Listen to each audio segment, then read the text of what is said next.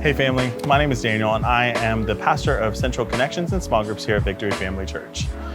One of our core values is that we are a church not with small groups, but of small groups. And our goal is that everyone take one step closer to Jesus. The Bible says that as iron sharpens iron, so does one man sharpen another. And we believe that that happens in small groups. One of the best ways that we can get people to go from a large gathering into maybe a smaller gathering is something called a mid-sized group.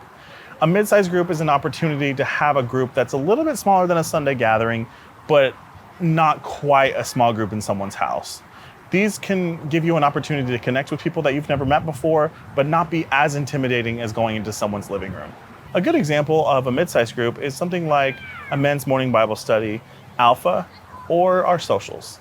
These vary from campus to campus, but usually all campuses will at least have socials. The next option would be classes. Classes usually happen on Sundays or Wednesdays and are a great opportunity, once again, to get people from a large gathering into a smaller gathering. These offer opportunities for roundtable discussions and interaction with our facilitators, and they happen every once in a while. It just depends on our scheduling, and they vary from campus to campus. Next, we have our small groups. Our small groups are meeting all around our community in coffee shops and in homes, and they're doing life together. They're caring for one another, and they're serving their community.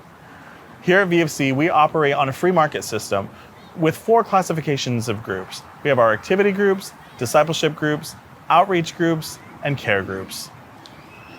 Small groups last for 13 weeks in a semester system, both in the fall and in the spring. We also have an optional summer semester. The semester model makes it easier to have an on and off ramp for groups, not just for our group leaders, but for the people that attend our groups as well. Sometimes people get stuck in a group that maybe they don't feel like is right for them anymore, but then also we want to make sure that our group leaders have an opportunity to take a break and get a little rest and reprieve as well. For every small group semester, we offer sign-up Sundays. Sign-up Sundays are an opportunity for our church family to see what kind of groups that we offer, to sign up for groups and interact with our small group leaders. You'll get an opportunity to sign up to serve at one of our booths every time we have a sign-up Sunday. Now, it's important to remember not to rely on these sign-up Sundays to build your group. Personal one-on-one invite is always going to be the best way to build your group. If at any point in the semester your group gets too large, we can always close it and it will no longer appear on the group finder. We also want to equip you with some resources to help you along your way. One of them is the handbook, which you can download in this portion of the training. Another is Right Now Media, which you'll be trained on later.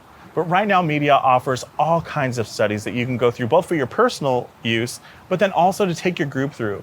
They offer all kinds of studies, whether it be a book study, whether it be a topical study, or even it breaks down for studies for men or for women. There's all kinds of studies in Right Now Media.